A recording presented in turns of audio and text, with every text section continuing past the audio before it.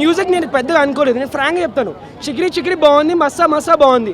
Cinema వెళ్ళాక ఆ BGM ఉంటుంది, ఇట్స్ వెరీ సర్ప్రైజింగ్. ఎంతమంది కొట్టారు, వెరీ సర్ప్రైజింగ్ అండ్ మంచి సూట్ అవుతుంది.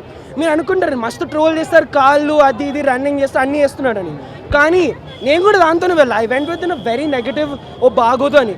కానీ నేను చెప్తున్నానంటే మీరు ఊహించుకోండి, I'm not a usual fan. Industry hit అనొచ్చు, నేషనల్ అవార్డ్ ఐడియా లేదు, కానీ సూపర్ అన్న.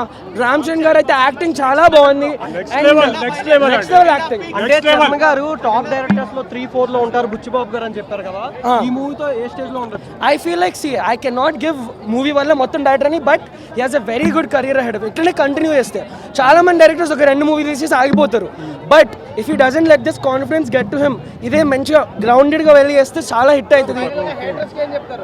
హేటర్స్కి ఒకటే చెప్తాను, మీరు వచ్చి సినిమా చూడండి, నచ్చకపోతే అంతే, because I can force my opinion. నాకైతే జెన్యున్గా నచ్చింది. అంటే ఓవరాల్ గా రన్నర్ గా ఎక్కువసేపు ఉందా, రెస్లర్ గా ఉందా, క్రికెట్? నాకు అసలు జెన్యున్ 3 hours అని అనిపించలేదు, ఎమ్మటే అయిపోయింది. నేను మంచి స్మూత్, ఎక్కడ స్లో మూమెంట్ లేదు, సూపర్ ఉంది. రామ్ చరణ్ గారి డెడికేషన్ బాగుంది. చరణ్ గారు అంటేనే ఒక ఆరా కనిపించింది, అవును, రన్నర్ లో కనిపించింది, ఐ థింక్ ఈ మూవీలో బాగుంది బ్రో. బాగుంది, మస్ట్ రికమెండెడ్. సూపర్ సినిమా ఇచ్చాడు బుచ్చిబాబు. Thank you. క్లైమాక్స్ దిమ్మ తిరిగిపోయింది అసలు, చాలా బాగుంది, చాలా బాగా చేస్తారు.